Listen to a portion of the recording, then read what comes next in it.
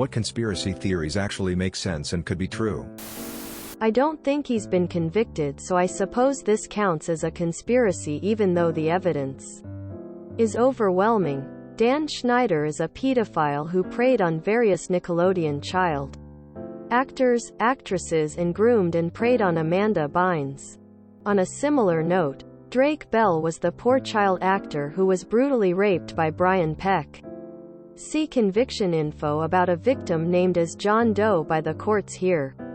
Who was another Nickelodeon worker collaborating with Dan Schneider on his shows as a dialogue coach. Over the years, I've become more and more convinced that the 1962 Alcatraz escapees survived. Whenever you unsubscribe from an unsolicited email, you are actually subscribing to a different unsolicited email. Chapstick companies out something in the chapstick that makes your lips more dry. A lot of the more stupid conspiracy theories were made up. In order to make conspiracy theories in general be expected to not have any logic. This way, a true one might be ignored.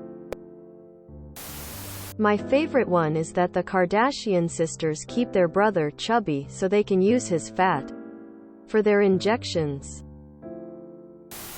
The Great Cheese conspiracy: blocks of cheese are packaged in a type of plastic that is designed to tear like paper. This assures that once you open the package, your cheese will dry out or get moldy quickly and you'll need to buy more.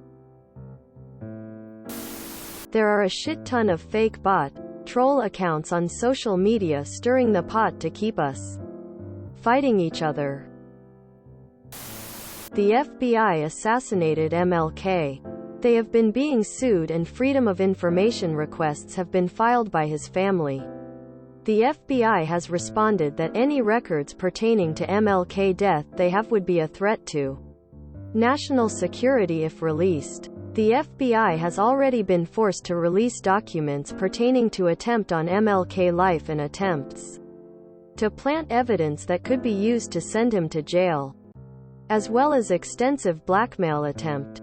They try to kill him before. It makes sense that if they did they would fight tooth and nail to keep it secret. A huge part of, if not the primary function of, the sales that take place in the fine art scene occur as a way for various entities to launder dirty money. That women have no pockets or little pockets to buy purses. Disney made the movie Frozen so that when people searched for Disney plus Frozen something other, then the disposition of Walt's head came up in the search results. I'll give you one that definitely is real. The US government, with the assistance of several other countries around the world, secretly stole body parts from infants, from university samples, stillbirths, and some on-the-record allusions to bodies pulled from indigent burials, so they could test the bones for radiation to determine the effects of nuclear bomb detonation, to determine the impact and, if there was any safe amount of nuclear explosion. It's called Project Sunshine. Large corporations want to keep universal healthcare away in the US. That burden is on employers who subsidize employee premium. They keep the expense on smaller to medium businesses to prevent them from growing quickly and being a direct competitor. Large corps will see them coming and buy them out first. Some JFK assassination theories are not completely absurd. Every phone software update slows your phone down more over time, so you're more inclined to get a new one. The Vatican is hiding stuff. Old scrolls, forgotten books, all sorts of stuff. That Bigfoot, Sasquatch actually exists. But he's actually some dude's early persona in the 60s and he won't come out publicly cause of shame. That there actually might not be any gold in Fort Knox. There's a lot of stuff that doesn't add up about it. And I've been there in my time in the army and it was boring as shit with a pretty relaxed security. As compared to other installations I've been on. When this conspiracy was hitting its peak in 2017, Treasury Secretary Steven Mnuchin took a $27,000 military aircraft trip there. There are pictures of him in a weird chalkboard-lined room with several stacks of what appear to be gold bars behind him. But oddly enough, these pictures are in a grainy black and white, so you can't actually confirm what he's holding. Before this trip, the last known outside audit of Fort Knox was in 1953. It's the only conspiracy I can get behind. North Korea hasn't been properly Kim-controlled since Kim Il-sung, who died in 1994.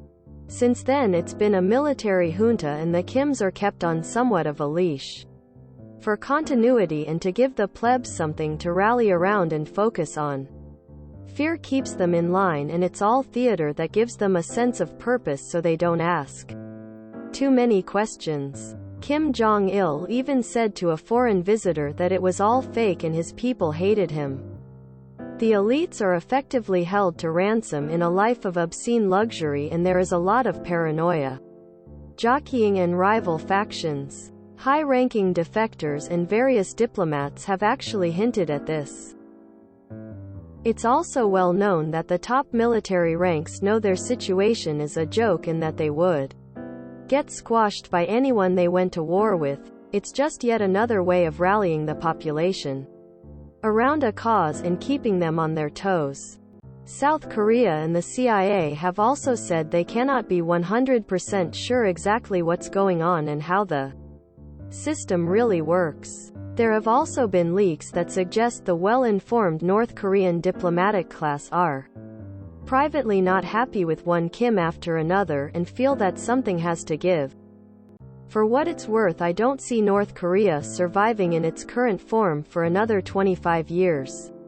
The situation there now appears to be truly desperate and the worst that's been seen in years. If you enjoyed this video, please check out our playlists full of similar content. Epic Eracast is like doom scrolling for your ears. Please like, share, and subscribe.